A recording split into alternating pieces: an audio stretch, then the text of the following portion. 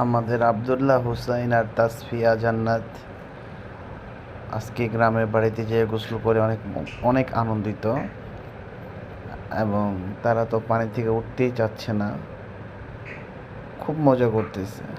আসলে গ্রামের পরিবেশটাই অন্যরকম, নদীর পানিতে গোসল করার মজাই আলাদা।